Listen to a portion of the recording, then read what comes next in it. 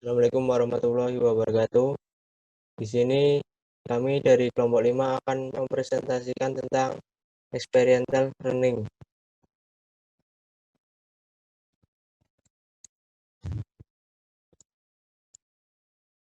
Nama kelompok kami yang pertama yaitu Denis, yang kedua Damas, yang ketiga Agung, keempat Sena, dan kelima saya sendiri Irsyad. Next.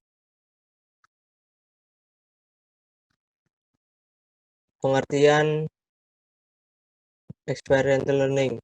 Pembelajaran experiential learning merupakan model pembelajaran yang memperhatikan dan menitik beratkan pada pengalaman yang akan dialami dan dipelajari oleh peserta didik, dengan terlibatnya langsung dalam proses belajar dan mengkonstruksikan sendiri pengalaman-pengalaman yang didapat sehingga menjadi suatu pengetahuan.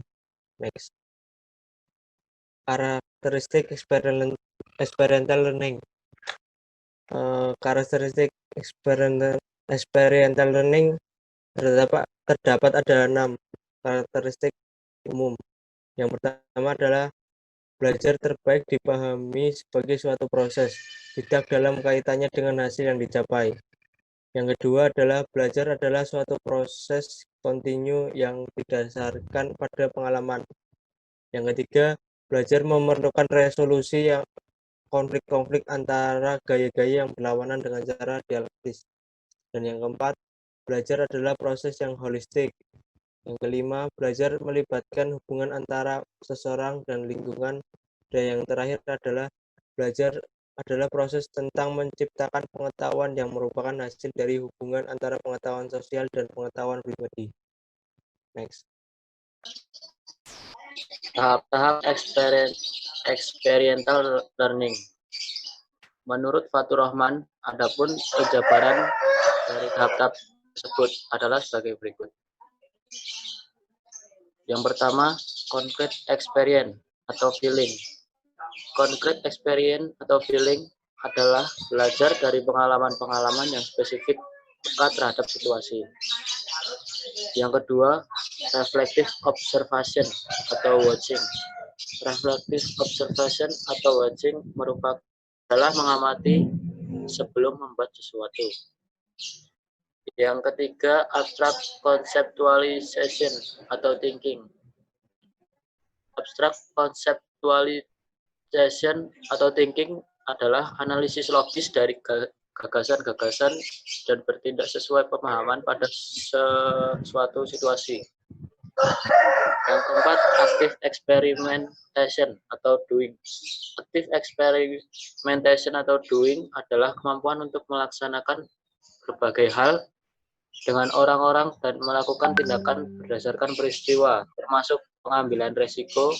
Implikasi itu yang diambilnya dari konsep-konsep itu dijadikan sebagai pegangannya dalam menghadapi pengalaman-pengalaman baru. Next. Kemudian langkah-langkah model pembelajaran experiential learning. Dalam menerapkan model pembelajaran experiential learning, guru harus memperbaiki prosedur agar pembelajarannya berjalan dengan baik. Menurut Hamalik, dalam Fathur Rahman tahun 2015, mengungkapkan beberapa hal yang harus diperhatikan dalam model pembelajaran experiential learning adalah sebagai berikut. Rencana pengalaman belajar yang bersifat terbuka (open-minded) mengenai hasil yang potensial atau memiliki seperangkat hasil-hasil tertentu. 2. Guru harus bisa memberikan rangsangan dan motivasi pengenalan terhadap pengalaman. 3. Siswa dapat bekerja secara individual atau bekerja dalam kelompok kecil, atau keseluruhan kelompok di dalam belajar berdasarkan pengalaman. 4. Para siswa ditempatkan dalam situasi nyata pemecahan masalah. 5. Siswa aktif berpartisipasi di dalam pengalaman yang tersedia, membuat keputusan sendiri, menerima konsekuensi berdasarkan keputusan tersebut. 6. Keseluruhan kelas menyiapkan pengalaman yang telah dipelajari sehubung dengan mata ajaran tersebut untuk memperluas belajar dan pemahaman guru. Laksanakan pertemuan yang membahas bermacam-macam pengalaman tersebut. Next. Kelebihan model experiential learning secara individual. Yang pertama yaitu meningkatkan kesadaran akan rasa percaya diri. Yang kedua, meningkatkan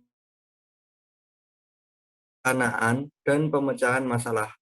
Yang ketiga yaitu menumbuhkan dan meningkatkan kemampuan untuk menghadapi situasi yang buruk. 4. Menumbuhkan dan meningkatkan komitmen dan tanggung jawab. 5. Mengembangkan ketangkasan, kemampuan fisik, dan koordinasi. Next. Kelebihan model experiential learning secara kelompok. Pertama, mengembangkan dan meningkatkan rasa saling ketergantungan antara sesama anggota kelompok. Kedua, meningkatkan keterlibatan dalam pemecahan masalah dan pengambilan keputusan. Ketiga, mengidentifikasi dan memanfaatkan bakat tersembunyi dan kepemimpinan.